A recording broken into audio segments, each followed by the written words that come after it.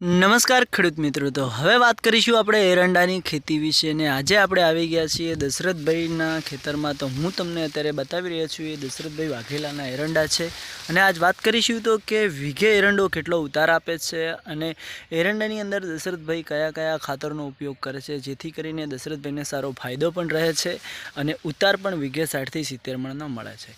તો ચાલો ખેડૂત મિત્રો આપણે આગળ વધીએ ને હું તમને બતાવું છું એરંડા। તો એની પહેલાં એટલું કહેવા માગું છું કે મારા વાલા ખેડૂત મિત્રો, વિડીયો ગમે તો કમેન્ટ કરજો અને ચેનલ ઉપર નવા હોય તો દિલથી ફોલો કરી દેજો કે જેથી કરીને અમારા આવા વિડીયો તમારા સુધી પહોંચતા રહે અને તમે જોઈ શકો છો કે આપણા એરંડા કેવા છે, જેથી કરીને ઉતાર પણ સારો મળશે અને ફાયદો પણ સારો રહેશે।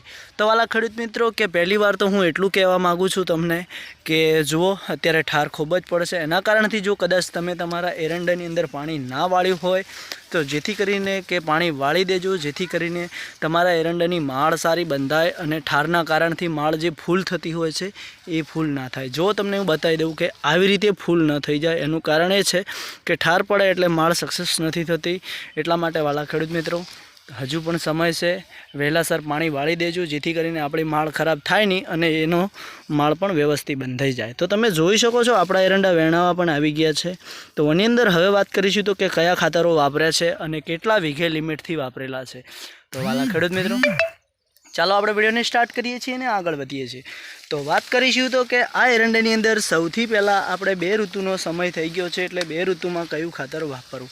તો કે એમોનિયા તો ઘણા લોકો વાપરતા હોય છે, પણ એમોનિયા એરંડાની અંદર વાપરવાથી શું થતું હોય છે કે એમોનિયા ખાતર વાપરવાથી એરંડાની જે માળ હોય છે એ જલ્દી વેણવા માટે આવી જાય છે અને નવી ડૂંકો નથી ફૂટવા દેતું, એ કામ એમોનિયા કરતું હોય છે। કારણ કે નાની હોય માળ કે મોટી માળ હોય એ એમોનિયા નાખવાથી માળ ઘંટી થઈ જાય છે અને કાઠી થઈ જાય ને એની અંદર દોણો થઈ જાય છે।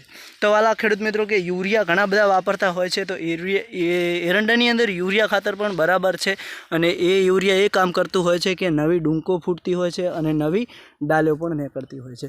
પણ હવે વાલા આપણે એક નવું ખાતર વાપરવાનું છે કે જે એરંડાની અંદર હું ખાતર નાખું છું એ તમે એકવાર નાખી જુઓ, તમને કેવો રિઝલ્ટ મળે છે। અમારા એરંડા જોવા મળતા હશે એટલે તમને પણ લાગશે કે ના ભાઈ આખે દશરથભાઈ જે કહી રહ્યા છે બરાબર છે અને એ ખાતર આપણે એકવાર ઉપયોગ કરવું જરૂરી છે। તો વાલા ખેડૂત મિત્રો કોટાસ પાવડર જે ખાતર આવે છે એ પાણી સાથે એકવાર હાંકી જોજો 2 ઋતુના સમયમાં, જ્યારે કે એ એમોનિયા જેવું જ ખાતર આવે છે, એમોનિયા ટાઈપ જ આવે છે, પણ એ માળને જલ્દી ઘંટી નથી કરતું, કાઠી નથી કરતું, હમાં એ એરંડાને વિકાસ કરાવે છે, એરંડાની નવી ડાળીઓ ફૂટે છે અને આવી રીતે તમે જુઓ કે એરંડાની નાની નાની નવી માળો પણ ફૂટવામાં મદદ કરે છે, એટલે કે પ્રોટીન શક્તિ પૂરે છે। જુઓ તમે આપણે આની અંદર આજે 4 દિવસ થયા છે એ કોટાસ પાવડર પાણી સાથે હાંકવાથી અને એનું રિઝલ્ટ પણ નાની નાની માળો ફૂટવાનું કામ શરૂ થઈ ગયું છે, તમે જોઈ શકો।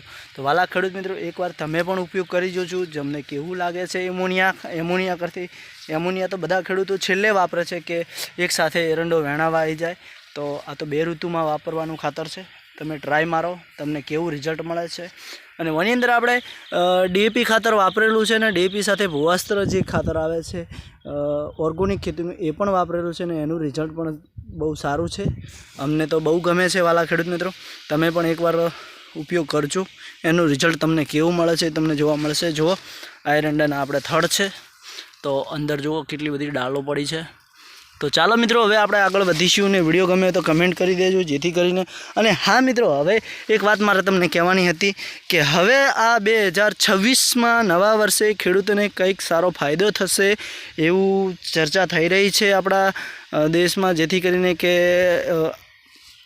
વીઘે કંઈક 5-6 હજાર રૂપિયાનો સહાય આપવાનો છે મોદી સરકાર, તો દિલથી આપણે એને પણ વધાવી લેશું। તો બસ વિડીયો ગમે તો કમેન્ટ કરજો। જય જવાન, જય કિસાન, જય રામાધણી।